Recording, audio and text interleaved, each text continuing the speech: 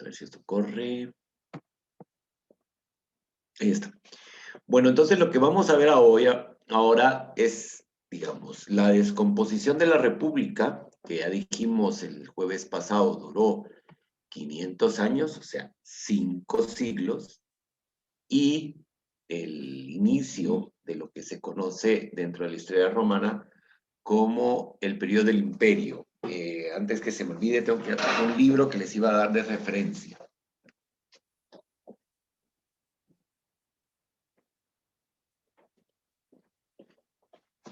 Ya estamos. Entonces, tenemos aquí un mapa conceptual que creo que nos va a ayudar muchísimo. La mapa conceptual que nos va a hablar de la crisis de la República, crisis que se va a desarrollar al final precisamente de ese periodo y cuyas consecuencias serán una nueva forma, que va a ser el imperio. Tenemos un empobrecimiento de los plebeyos y a la vez, casualmente, miren las casualidades de la vida, una corrupción política. ¿Ya? Entonces vamos a tener también esas características que es cualquier similitud con nuestra realidad es pura coincidencia. Estas relaciones, el empobrecimiento de los plebeyos y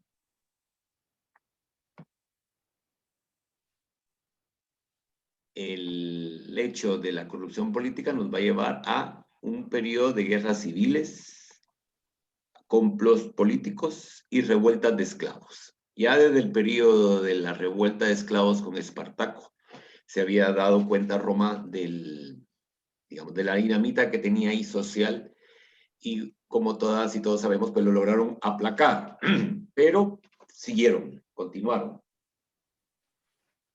No en la misma dimensión de la revuelta de Espartaco, pero sí era constantemente ver crisis en cuanto al levantamiento por parte de los esclavos. Entonces, ese es un dato que tenemos que tomar en cuenta. Estos tres factores, guerras civiles, complots políticos, revueltas de esclavos, nos va a dar como resultado la formación de triunviratos.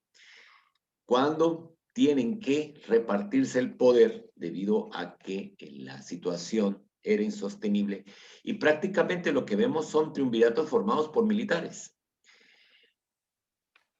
que tratarán e intentarán poner un orden en la república, porque seguirá siendo una república con todos los elementos, el Senado, los cónsules, lo que habíamos visto en la clase pasada, una descomposición total, los barrios de los plebeyos, por ejemplo, veremos que existen unos gremios. Estos gremios prácticamente controlan toda la economía del imperio, o sobre todo de la ciudad de Roma, y vamos a ver que estos tienen sus ejércitos populares. Entonces, por ejemplo, el gremio de pescadores tiene un ejército particular, el gremio de los harineros otro ejército y así. Y para lograr dominar el puerto fluvial que va a estar instalado en el Trastevere, es decir, el Tíber, la parte, vamos a ver, sí, de la margen derecha correspondía a donde estaban los edificios emblemáticos de la ciudad y todo digamos, su núcleo, y la margen izquierda era el Trastevere, es decir,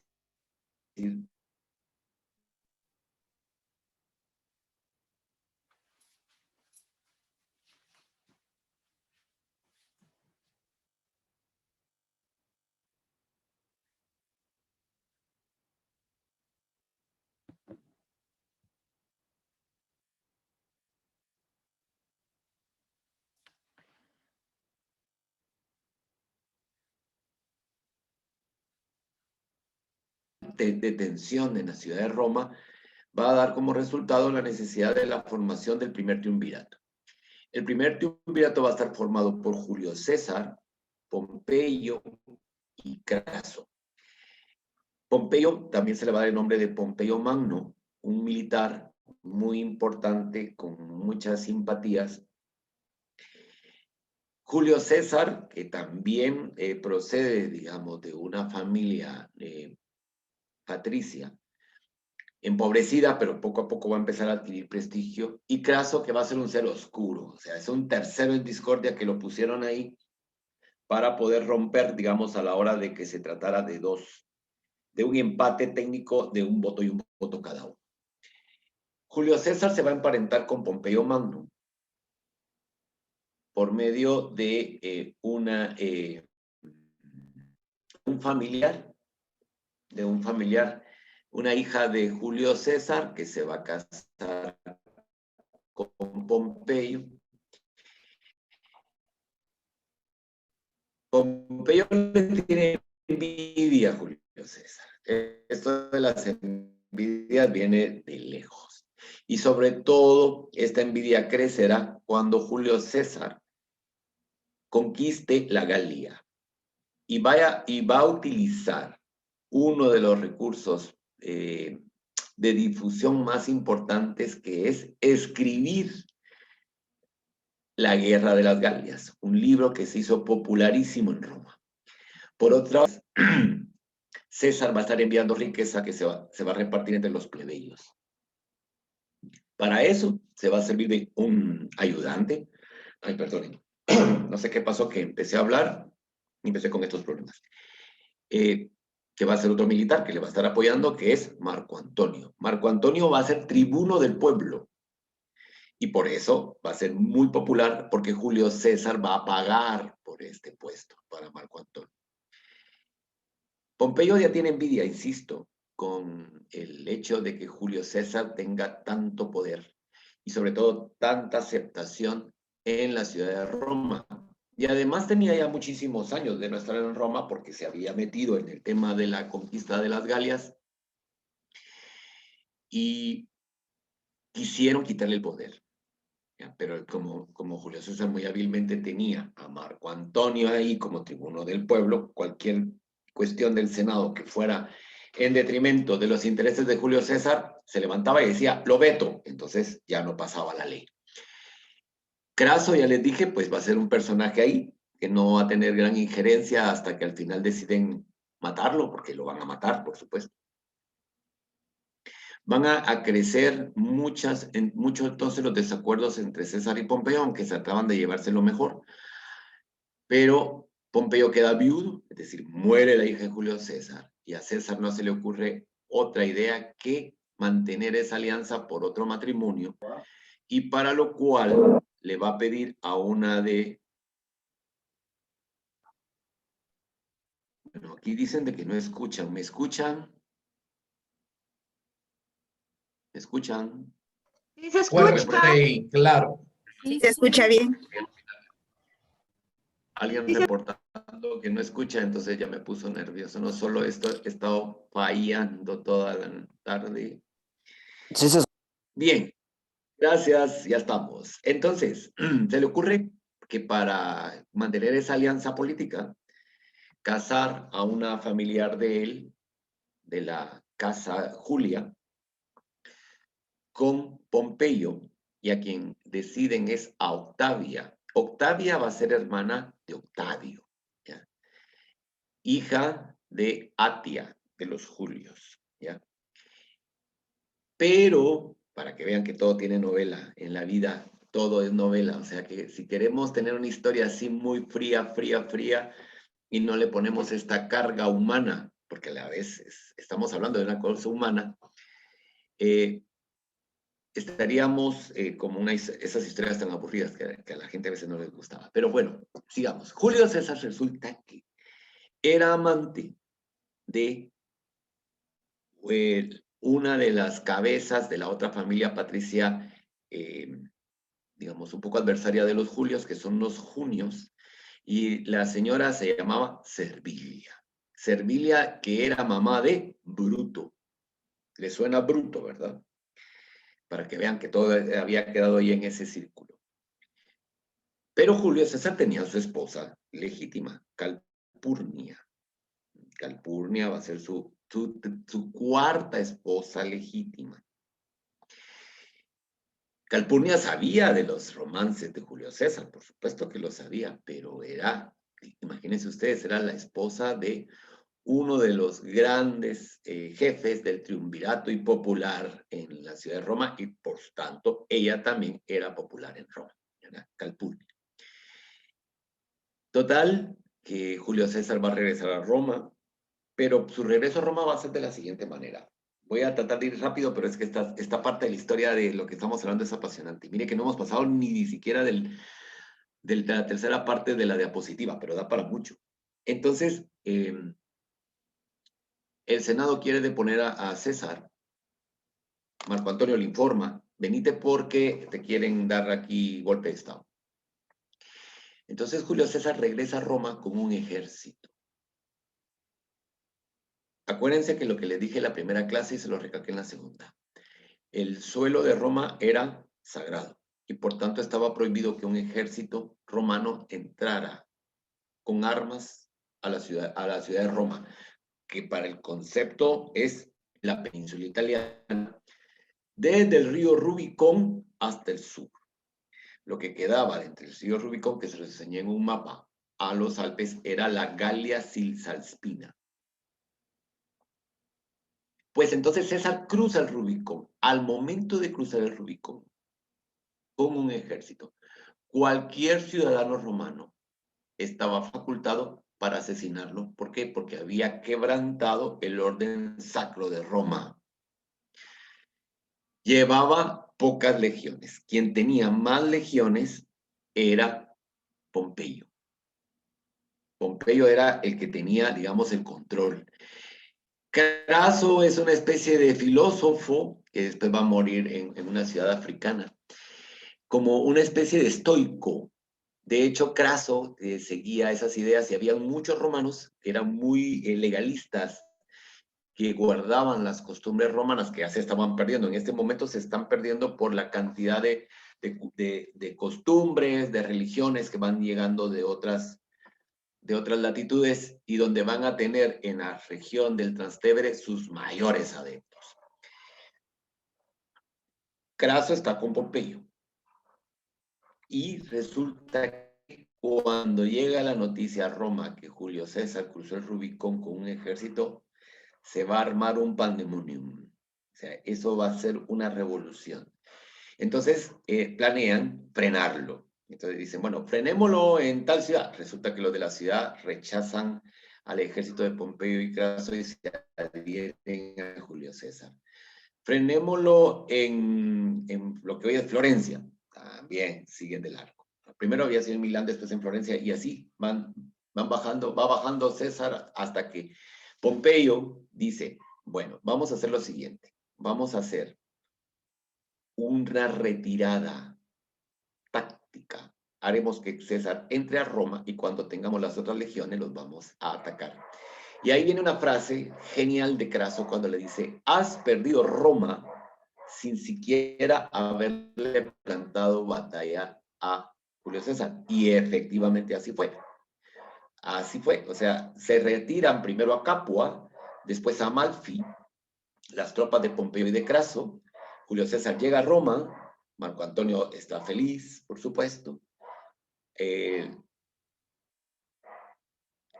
Le plantan guerra en Amalfi y resulta que Julio César gana. Después se van a Grecia. Julio César lo sigue a Grecia. Gana otra vez. Pero después viene y se va a... Pompeyo Magno se va a Egipto. ¿Por qué? Porque era muy amigo de los Ptolomeos. Los Ptolomeos le debían dinero a Pompeyo. Pompeyo tenía dinero porque hasta digamos, le daban dinero de las provincias que él dominaba, porque cuando se partieron en tres, pues cada quien que manejaba esas provincias le iban generando una riqueza. Los Ptolomeos, muy inteligentes, se dan cuenta que Pompeyo perdió. ¿Por qué? Porque está fuera de Roma. Y el que está ganando es Julio César porque es el que domina la ciudad de Roma. Y como saben que Julio César lo va a ir a seguir a Egipto, se les ocurre la idea de decapitar a Pompeyo, esperando a Julio César para regalarle la cabeza de Pompeyo, tal como sucedió. César se da cuenta que en Egipto hay un problema, que está Ptolomeo VI o VII cogobernando con su hermana y esposa Cleopatra Filopater. Pero Cleopatra está huida en Alejandría. Entonces, Julio César muy hábilmente media en esta guerra, porque va a ser un mediador, y va a favorecer a Cleopatra, pero resulta que se enamora de Cleopatra. Aquí viene otro enredo amoroso, ya lo habíamos dejado todo. A todo esto, Roma, quien está gobernando es Marco Antonio, pero Marco Antonio es amante de la mamá de Octavia y de Octavio, ¿ya? Que era Atia.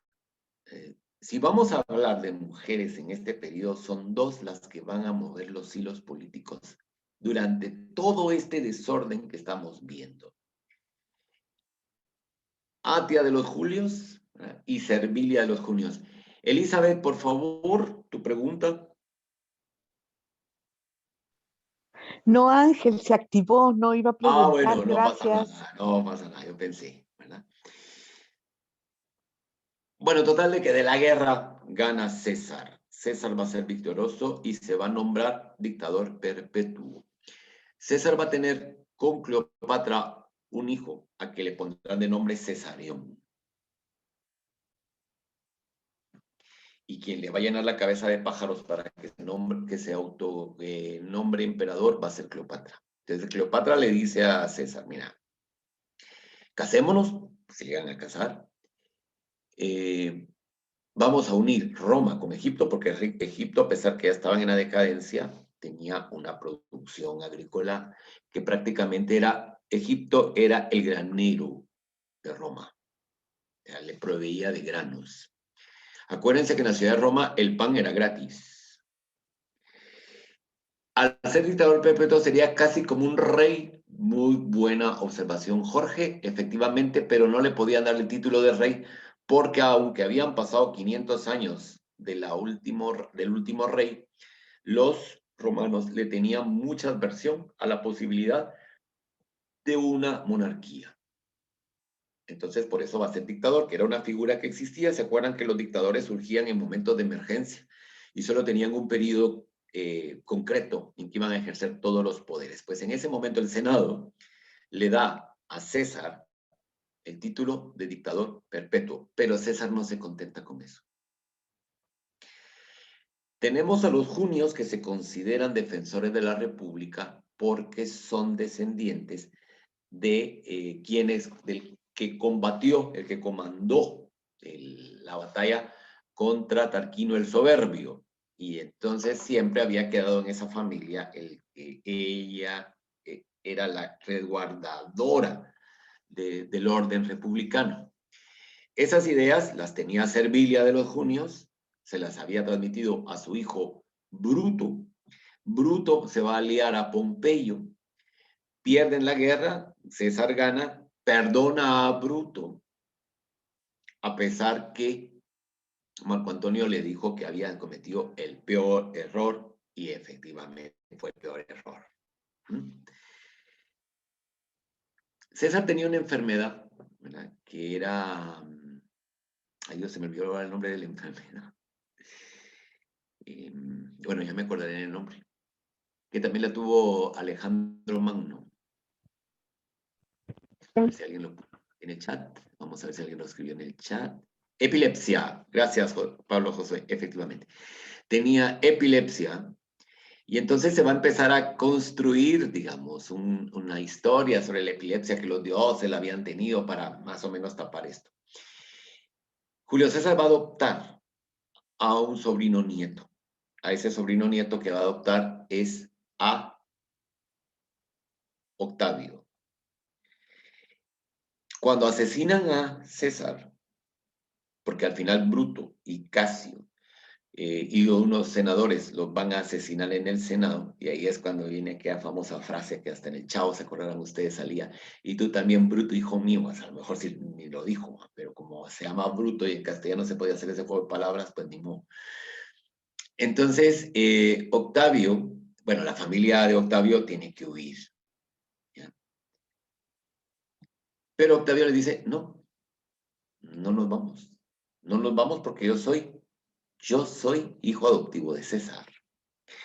Pero resulta que al momento de ser asesinado César, el Senado lo va a nombrar en interdicto, es decir, no tiene ningún derecho y por tanto el testamento no tiene validez. No tiene validez. Fue tal la conmoción del asesinato de César que nadie fue al velatorio y la pobre Calpurnia estaba sola y las únicas gentes que la llegan a saludar son Marco Antonio, Atia, Octavio y Octavia y los sirvientes, los esclavos. Y es ahí cuando Octavio les dice, no, yo no me voy, yo me quedo porque él es mi padre. Al final, pues Marco Antonio se va y Marco Antonio se rebela contra Octavio, porque se odian, obviamente. Y entonces el Senado, bueno, Octavio va a dominar el Senado de una manera impresionante. Miren, Octavio no era brillante militar, porque no lo era, pero era muy brillante como político. Y entonces va a dominar al Senado, va a declarar a Bruto y a Casio rebeldes y por tanto van a montar un ejército para irlos a combatir. Pero antes hay que sofocar la rebelión de Marco Antonio que está en la Galia Cisalpina y se les ocurre la idea de mandar a un general muy bien adiestrado que se llama Lépido. Entonces mandan a Lépido y Lépido cuando llega ante Marco Antonio en lugar de combatirlo se une a él. Entonces ya tenemos a dos generales y Octavio solito. Pero ya los de Bruto y Casio y todas estas gentes están armando un buen ejército, amenazan llegar a Roma. El Senado se envalentona, después porque se había sentido humillado por lo que les había hecho Octavio, y entonces empiezan a amenazar que van a apoyar a los rebeldes. Y al final Atia hace unas negociaciones, por eso les digo tan importantes que son aquí estos personajes, para que Marco Antonio se contente con Octavio y se unan y vencen. Y ahí es cuando tenemos al segundo triunvirato, donde vamos a encontrar en él a Marco Antonio, a Lépido y a Octavio, que va a adoptar el nombre de César. Octavio César. Maricielo, ¿alguna pregunta? Buenas noches, doctor. Noches. Disculpe que lo interrumpa. Usted mencionó a Pompeyo. ¿Él Pompeyo tendrá una Mamertino. relación con Lucio Aurelio Cómodo? Gracias. No. Ese va a venir hasta muchísimo después. Nos falta llegar ahí. Nos falta muchísimo llegar a estos personajes que van a aparecer, ya van a aparecer. De hecho, nos van a faltar cursos, pero así va, tenemos una historia de Roma 2 porque así hay bastante material que vamos a dejar en el aire. Creo que hay otra pregunta. Vamos a ver. Ah, no. Están agradeciendo. Bueno, total de que van a ser el segundo triunvirato, que va a estar Marco Antonio, Lépido y Octavio. Marco Antonio se va a quedar con la parte de Oriente de Egipto, que es la más rica del imperio. A Octavio le va a dejar Italia y la Galia y la Hispania, y a Lépido le van a dar el norte de África. Entonces así es como se van a repartir. Y entre los tres van a gobernar Roma, pero como cada uno de estos se va a ir a su ciudad, Lépido se va a ir a Tripolitania, que está, ahora es Argelia, Marco Antonio se va a Egipto y Octavio se queda en Roma. Y entonces aquí ya viene la famosa película que hemos visto todas y todos, Cleopatra, pero la antigua, que Marco Antonio se enamora. Cleopatra lo convence para ir en contra de Octavio. A todo esto ya mataron a Bruto y a Casio, porque eso también se me había olvidado decir, y la familia de los Jonios cae en desgracia. La madre de Bruto se suicida frente a la casa de Atia. Típicos dramas romanos así, pero de aquellos fortísimos, ¿verdad? O sea, uno se queda corto a la hora de poder describir esto. Pues entonces vamos a tener una guerra entre Marco Antonio y Octavio, pero previo a eso, Octavio, para hacer la alianza más sólida con Marco Antonio, decide que su hermana se case con él.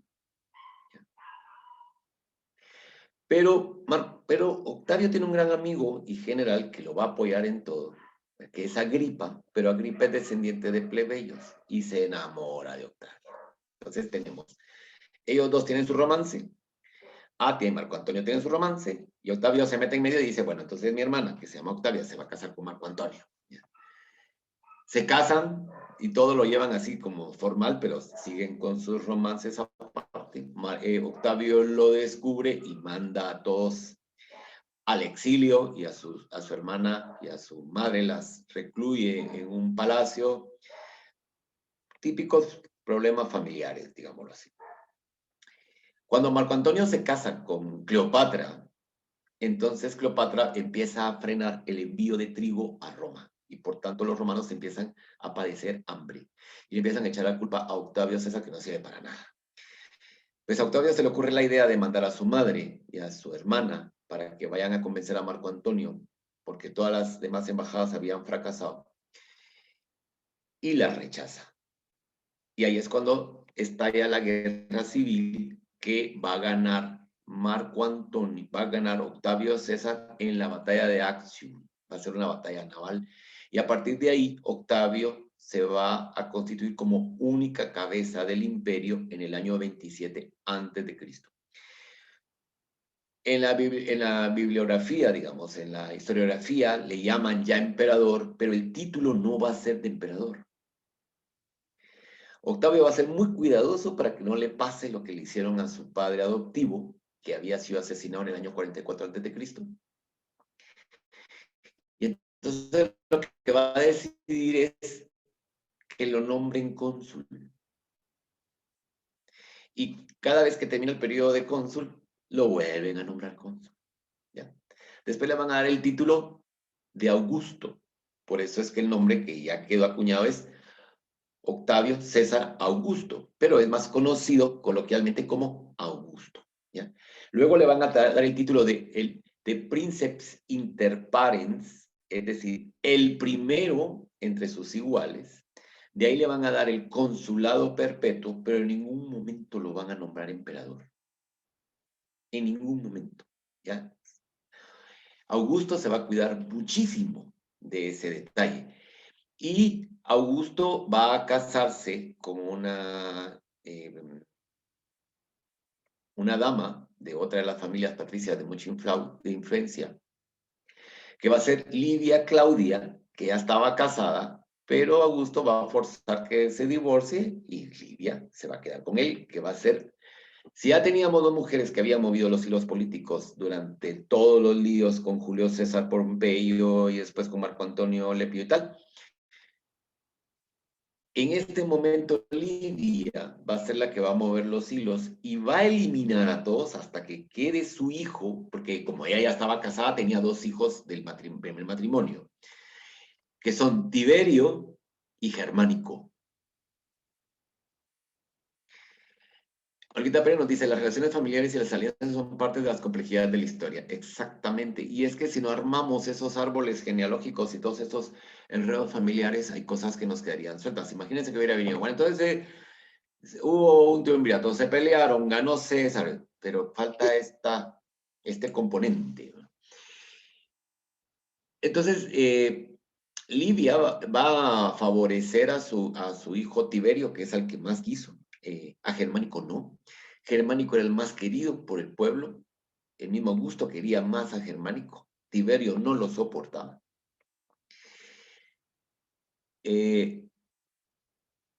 Augusto tuvo una hija,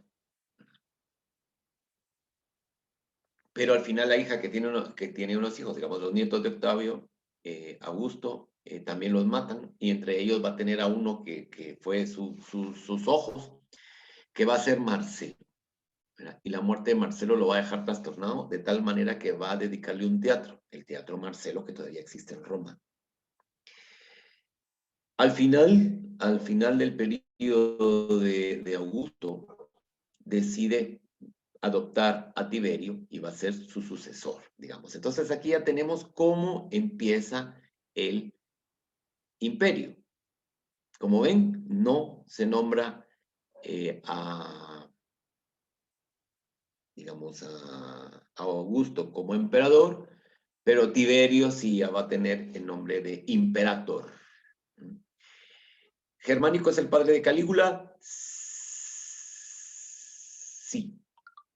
No, calma, pueblo. Esperen, ya me pusieron ustedes en dudas. No, aquí. En mi especie de Biblia, vamos a ver si encuentro los árboles genealógicos. Bueno, esta especie de Biblia que les estoy enseñando, que me están viendo en las manos, no es más que un libro de El Imperio Romano de Isaac Asimov. Este libro, la ventaja que tiene es que es como un compendio de datos que le sirve a uno muchísimo, muchísimo para poder... aquí hay un dato que les había dado mal. A ver. Livia, Augusto tiene a Livia. Julia es la hija de Augusto y Julia va a tener una hija que es Agripina. Agripina efectivamente se va a casar con Germánico. Bueno, Livia va a tener a dos hijos que son Tiberio y Druso, perdón. Es que él también se llamaba Druso Germánico y entonces yo me quedé con ese nombre. Druso Germánico se llamaba. Bueno, los romanos tenían un montón de nombres, entonces Druso Germánico. Druso va a tener dos hijos que son Germánico y Claudio, efectivamente. Claudio se casa con Agripina. De la unión de Agripina y Germánico nace Calígula y Agripina. Y Agripina va a ser la madre de Nerón. Y allá tenemos el linaje de Augusto. Todo el linaje Augusto. Por eso le digo que este libro me encanta porque tiene, no lo pueden ver, tiene esos cuadros genealógicos que sirven para ordenar al momento de que uno pueda tener. El escritor de ciencia ficción, efectivamente, Natalia, él mismo. Entonces ya, allá tenemos la procedencia. Repito, Augusto con Livia. Livia con Tiberio Claudio Nerón va a tener a dos hijos, Tiberio y Druso. Druso va a tener dos hijos que son Germánico y Claudio. Agripina se casa con Germánico, que es nieta de Augusto, y con ella va a tener a Calígula y Agripina. Y Claudio, este Claudio que aparece aquí, es el emperador Claudio, tío de Calígula. ¿Ya? Tío de Calígula. Entonces, esto es una cosa bien importante. Lo bonito también de todo esto es de que Tiberio y Druso son muy, muy unidos, a pesar del carácter de Tiberio. Pero bueno, sigamos. Yo creo que nos hicimos mucho con esto, pero era importante. Crisis de la República Romana. Causas. Después de toda esta como medio novela, vamos a pasar a cosas serias. Debido al crecimiento territorial, los generales de lejanas provincias llegaron a tener mucha independencia y podían insubordinarse, efectivamente. La expansión territorial también hizo de los más beneficiados a reducidos grupos de grandes comerciantes, lo que les decía, y patricios que adquirieron gran cantidad de tierras y esclavos ante los cuales no pudieron competir los campesinos con menos medios. Cuando hablamos de estos grupos de grandes comerciantes, son estos comerciantes, estos gremios de comerciantes que dominaban toda la parte comercial del Trastevere, bueno, que es el Tíber, o sea, más allá del Tíber. Tevere es en italiano, la verdad, pero el barrio se llama Trastevere. Esto originó luchas civiles entre plebeyos y patricios por el desigual reparto de riquezas que propició el crecimiento territorial. Ya decíamos que cada uno de esos gremios tenía sus ejércitos particulares y que van a provocar muchísimas guerras internas en la misma ciudad de Roma. Las consecuencias son, en este periodo de luchas, dio pie a dictaduras como la de Julio César, general declarado de dictadura perpetuidad tras vencer a sus oponentes del triunvirato. Es decir, al vencer a Pompeyo Magno y a Craso. Ahora no sé por qué se me fue el nombre de la esposa de Pompeyo, que es un nombre muy romano también. César fue asesinado por los partidarios de la República, que temían su disolución. ¿Verdad?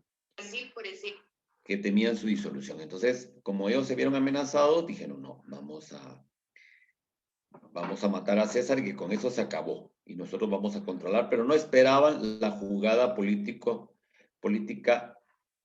que les decía antes que va a realizar Cornelia, al fin me acordé. No lo encontré, pero se me vino a la mente. La situación no se estabilizó, generando nuevos enfrentamientos en los que Octavio Augusto se impuso a un nuevo triunvirato, al que se le dio el nombre de Imperator. Esto ya va a ser al final de sus días. Hay otro dato importantísimo en el caso de Octavio César Augusto, es que a él se le va a declarar Dios en Oriente, pero no en Occidente, porque los romanos no soportaban un Dios viviente. En cambio, en Oriente sí. Entonces ahí van a haber templos dedicados a Augusto, como también habían templos dedicados al divino Julio. A Julio César se le va a divinizar y va a ser el divino Julio.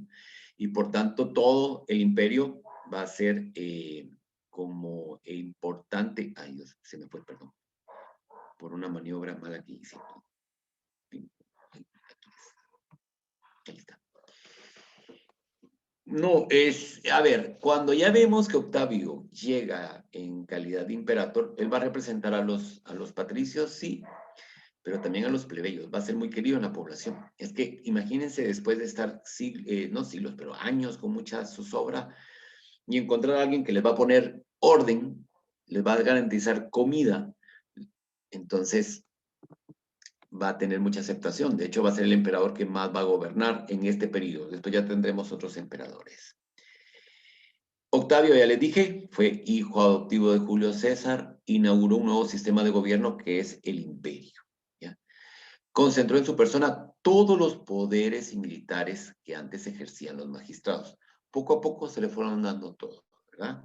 Todos los títulos se los fueron dando del Senado, hasta que llegó a todo. Y va a tener el título de Pontifex Maximus. El Pontifex Máximo es el jefe de todas las religiones practicadas en Roma. ¿Mm? Título que todavía ostentan los papas en la Iglesia Católica, ¿ya? El Pontífice Máximo. Este que está ahora, pues no le gustan los títulos, dice él, pero digamos, en todas las rúbricas van en Pontífice Máximo tal. Entonces, eso viene de ese periodo. Fue nombrado cónsul vitalicio y jefe del ejército emperador, o sea, imperator. Redactaba las leyes, edictos, va a empezar a codificar, que ya lo había empezado a hacer Julio César. Julio César tiene grandes aportes. Primero el calendario juliano, que estuvo vigente desde el año 47, si no estoy mal, antes de Cristo, hasta el 1589 de nuestra era, que es el calendario que marcó que el año nuevo fuera el 21 de marzo. Y las fiestas de las Saturnales, junto con las fiestas del Sol Invicto, que fueran en diciembre. Por eso es que la Navidad nosotros la tenemos en diciembre, por estas fiestas al Sol. Y por eso es que tenemos ya no el Año Nuevo el 21 de marzo, porque esto va a cambiar en 1589 cuando el Papa Gregorio decide que el Año Nuevo ya no va a empezar el 21 de marzo, sino va a empezar el 1 de enero, que es lo que tenemos en vigencia en actualidad. Pero eso va a ser hasta 1589. Imagínense la cantidad de tiempo que pasó el calendario juliano vigente. En la actualidad, el calendario juliano sigue vigente en las tradiciones litúrgicas de las iglesias ortodoxas, la iglesia ortodoxa rusa, la griega, la rumana. Por eso es que los ortodoxos celebran la Navidad una semana después que nosotros, coincidiendo con, no, 2 semanas después que nosotros, porque coincide con lo que nosotros llamamos el Día de Reyes, el 6 de enero, porque ellos siguen el calendario juliano, no el calendario gregoriano. Y cuando fue la Revolución Rusa, ¿ya? Por eso es que la Revolución Rusa no cae para los rusos en octubre, sino en noviembre. Lo mismo sucede con el fin de la Segunda Guerra Mundial, la datación de las fechas.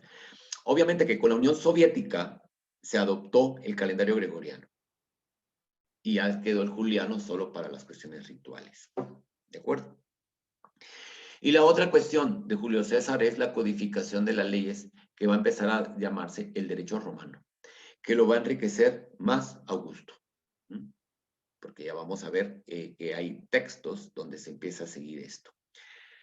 Y se convirtió en la primera autoridad religiosa, que es gran pontífice, o sea, el Pontifex Maximus que dijimos antes. Ahora, la fase del imperio se divide en grandes fases. Imperio, que algunos lo datan desde el 27 a.C., con Octavio Augusto, hasta el 235 después de Cristo. Este periodo se va a caracterizar por lo que se denominará la Pax Romana, o sea, la paz romana, época de desarrollo y tranquilidad social y firmeza de las fronteras. Problemas principales, pues como que no hay, ¿ya? O sea, que todo iba, a pesar de que había muchísimos problemas adentro del imperio, sobre todo con Tiberio. Tiberio,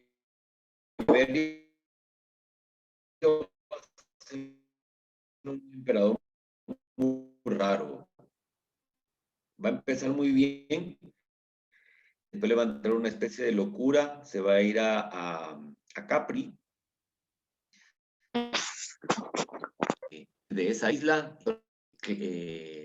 Calígula sea su sucesor. Pero me estoy adelantando a acontecimientos, sigamos. Personajes más destacados, por supuesto. Augusto, que fue el primer emperador. Claudio, que conquistó Britania. Vespasiano, que inició la construcción del Coliseo. Trajano, durante su mandato, el imperio alcanzó su máxima extensión, y Caracalla, o Caracalla, concedió la ciudad. Hechos más sobresalientes. El 27 de antes de Cristo, Octavio es nombrado emperador Augusto. El 64 después de Cristo, el incendio de Roma bajo el reinado de Nerón. Bueno, ahora viene la Semana Santa, nos vamos a poder dar gusto nuevamente viendo los clásicos de la Semana Santa. Y uno de esos clásicos es Quo Vadis, donde sale ahí cuando Nerón, una excelente actuación de Peter Justino en el papel de Nerón, el mejor Nerón que hay de películas. Ese y el otro Nerón de la película El Manto Sagrado. De ahí los demás no captaron que era Nerón. En el 79 la erupción del Vesubio, y es cuando pasa lo de la ciudad de Pompeya y Herculano. En el 116 la conquista de Mesopotamia. En el 122 inicio de la construcción de las murallas de Adriano. En el 212 concesión de la ciudadanía a todos los hombres libres del imperio. La construcción de las murallas de Adriano en el 122 me hace recordar algo que subí en el Facebook de muy poca aceptación, y es un libro que se lo recomiendo, ¿verdad? Que es Memorias de Adriano. Lo tienen que leer, ¿ya? Lo tienen que leer. De Margarita Cernan. La señora se pasó 10 años investigando la vida para poder escribir ese libro. O sea, es de una profundidad, no solo en cuanto a cómo analiza el personaje de Adriano, sino en cuanto a la fidelidad de los hechos que está narrando. ¿Ya? Entonces, se las recomiendo, no deben de dejarla de leer. Si les gustan los temas de Roma, por supuesto. Ahora, si no les gustan los temas de Roma, pues no. Así. Pero si les gusta, ese es libro obligadísimo. Bien. Imperio. Crisis del siglo III, va del 235 al 284, aquí va a pasar de todo. Periodo de dificultades económicas, sociales, políticas y militares. Es la primera gran crisis del sistema esclavista, como tal. ¿Por qué? Ya empezamos a ver ciertos problemitas, que son la disminución del comercio, las revueltas de campesinos, que son libres, acuérdense, rebeliones militares. ¿Por qué? Porque hay un ejército que se había hecho, que va a ser la Guardia Pretoriana, y prácticamente la Guardia Pretoriana era como ese ejército que al final, en un momento dado, va a empezar a determinar quién es emperador y quién no. De hecho, la Guardia Pretoriana es la que decide que Claudio sea emperador. Debilidades en las fronteras del imperio, y empieza a darse un fenómeno sumamente importante, que es el abandono de las ciudades. Clave para entender lo que se denomina la Alta Edad Media, cuando es una sociedad aldeana y no es una sociedad urbana. Roma había sido urbana. Aquí empieza la descomposición del sistema. Los hechos más sobresalientes: los germanos invadieron la frontera imperial del Rin y el Danubio. Los persas empiezan a presionar sobre la frontera del este. Y vamos a ver ya saqueo de las ciudades. Por eso es que se empiezan a abandonar y se empiezan a ir al campo. Luego, el Bajo Imperio, que va del 284 al 476. Tendremos épocas de reformas, que es a lo que ahorita le voy a decir, que le vamos a dedicar más atención la próxima semana. Época de las reformas para superar los problemas del imperio. Economía autosuficiente. Aquí tenemos el otro indicio de lo que va a ser la Alta Edad Media. Empezamos a ver la conformación de una economía agrícola no comercial. Cada aldea produce los alimentos para sí misma y por tanto todo lo que llegaba de alimentación a Roma empieza a mermar y empieza a provocar revueltas. Además, en este periodo Roma deja de ser la ciudad más importante del imperio. Ya vamos a tener otras, como Milán, como, a ver, espérenme, ¿cómo se llama esta? Rávena, Nicomedia, Bizancio, que van a ser ciudades importantes, aparte de Alejandría, que siempre lo fue, Damasco, pero digamos, en cuanto a ciudades romanas empiezan a tener cierta importancia. Disminución de los ingresos del Estado, por supuesto, y excesivo tamaño del imperio.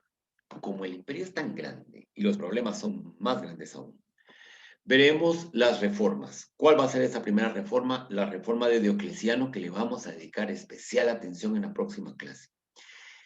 Si queremos comprender el conflicto en los Balcanes, tenemos que dominar la reforma diocleciana. Y ustedes dirán, pero ¿cómo va a ser posible si eso viene del siglo III y estás hablando de algo que pasó a finales del siglo... Primero, a finales del siglo XIX. Las segundas o terceras a finales del siglo XX. Pues sí. Y muchos de los problemas en Europa del Este vamos a encontrar su raíz en la división que hizo Diocleciano de sus reformas.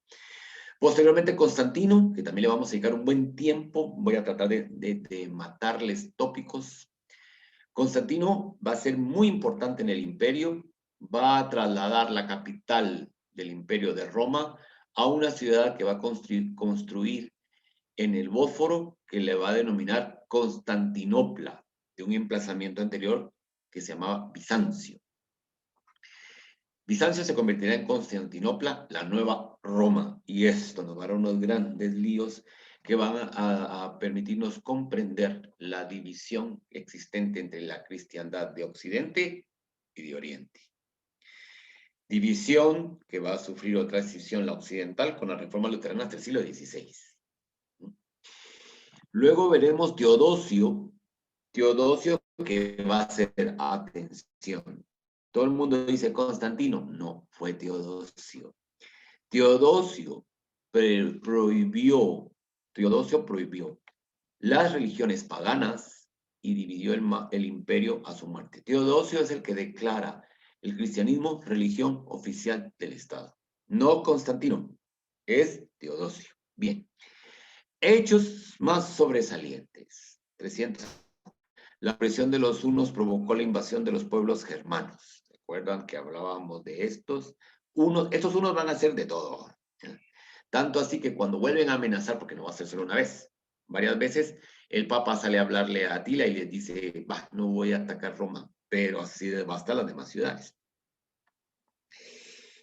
395. División del imperio. El imperio romano con capital en Roma e imperio bizantino con capital en Constantinopla.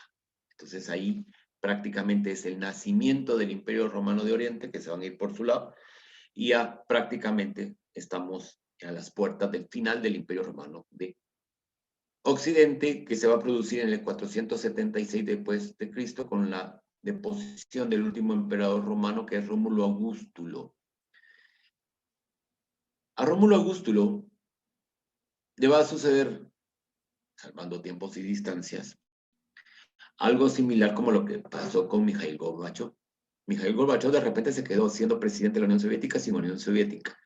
Rómulo Augusto se quedó con el título de emperador sin un imperio que gobernar. Entonces el pobre, yo no soy emperador, pues adiós. ¿De acuerdo? O sea, el imperio de Occidente se va a difuminar así. Después de una serie de guerras, invasiones de los germanos, etc. Bueno, aquí vamos a ver una cronología muy rápido de los emperadores y sus distintas dinastías. La dinastía Julio-Claudia, que es Augusto, primer emperador, ya lo dijimos. Tiberio, Calígula, Claudio y Nerón. Estos son los de la dinastía Julio-Claudia. A los que podemos rescatar son a Augusto y a Claudio. ¿Qué pasó durante el periodo de Augusto? Que fue el primer emperador, va a codificar las leyes y un montón de cosas muy bonitas. Durante Tiberio fue la crucifixión de Jesucristo, por ejemplo. Calígula intentó ser proclamado Dios. Imagínense esto. Bueno, va a ser una cosa espantosa porque resulta que su prima su hermana Livilia queda embarazada de él y se le ocurre la idea de extraer a la criatura del vientre y comérsela. O sea, para que vean el nivel de Calígula. Luego vamos a tener a Claudio, ¿verdad? Y posteriormente a Nerón. Claudio va a adoptar a Nerón de Agripina. Y entre Agripina y el favorito de Agripina van a matar a Claudio. Entonces ya se va a quedar como emperador Nerón y es el que se va a dar el incendio de Roma en el año 64. Bueno, después de esos grandes desórdenes viene la dinastía Flavia, donde vamos a tener a dos emperadores. Vespasiano, que va a empezar la construcción del Coliseo, y Tito. Pero Tito, siendo hijo de Vespasiano, fue el comandante que se dirigió a Jerusalén a apaciguar el levantamiento judío, regresar a esa región hasta el año de 1948. ¿Ya? Con esto nos vamos quitando de la cabecita de que esa era la tierra prometida y que por tanto tenían derecho y que esas son puras historias necesarias para mantener ese mito, porque lo que estamos hablando de pueblo elegido, tierra elegida, es un mito fundacional.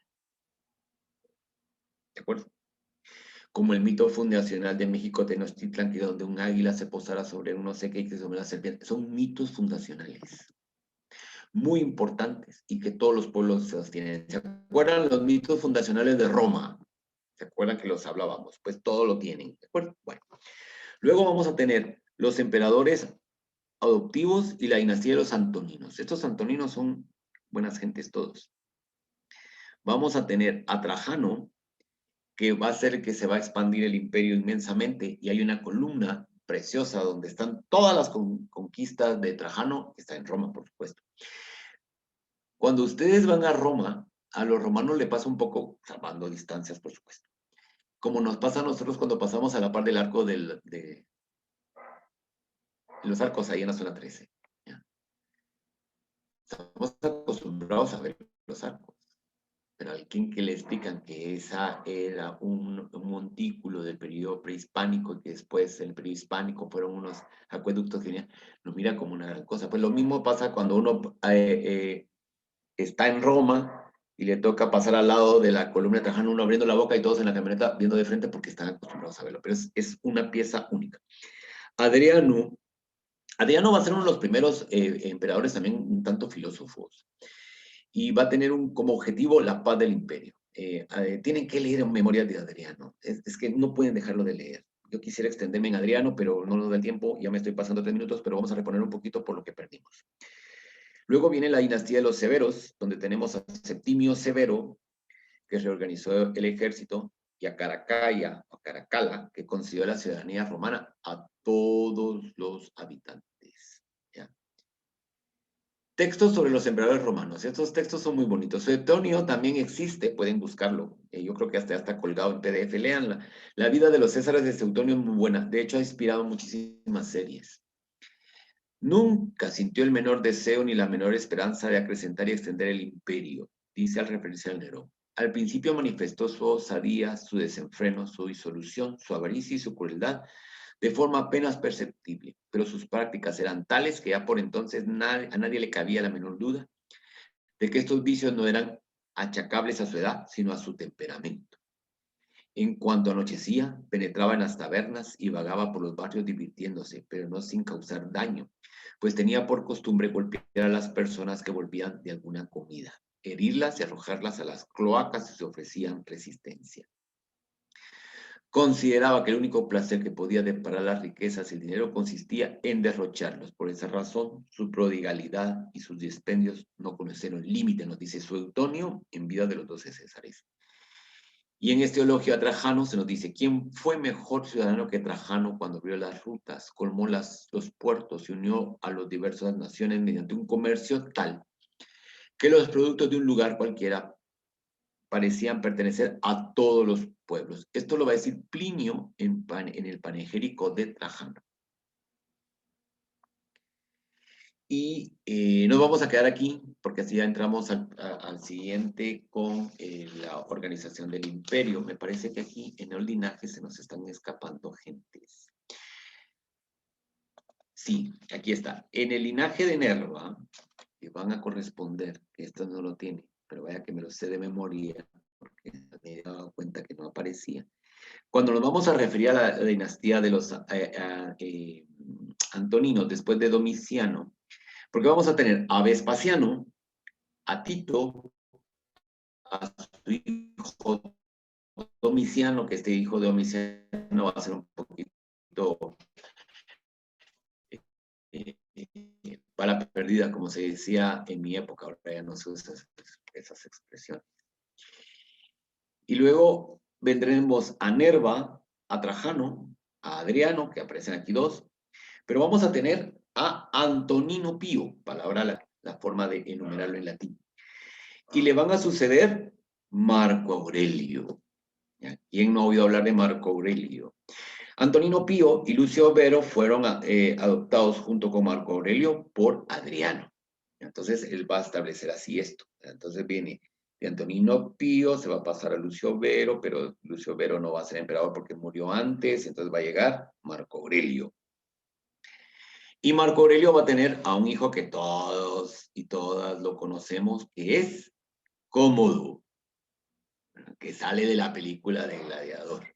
Lo que me gusta, ya se los había dicho, de la película de Gladiador es el montaje que hicieron de la batalla en la Schwarzwaldberg, que se llama en alemán, que es decir, la Selva Negra de Alemania, que es preciosa, buenísima, bien hecha.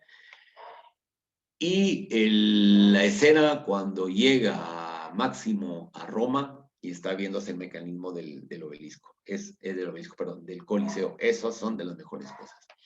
Después vamos a tener el linaje de Septimio Severo. Septimio Severo es muy importante. De hecho, desde el Capitolio, ustedes pueden ver al estar viendo hacia el Foro Romano, la primera estructura que les va a llamar la atención es el arco de Septimio Severo, donde están todos sus poetas, es una cosa muy bonita.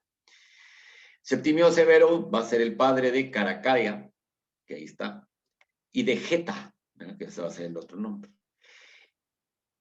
Y después vendrán los otros emperadores y uno de estos va a ser Heliogábalo. Heliogábalo es el que va a imponer como culto de todo el imperio el culto al sol invicto. La fiesta del sol invicto se celebra desde el 21 de diciembre hasta el 25 de diciembre, que era el gran final.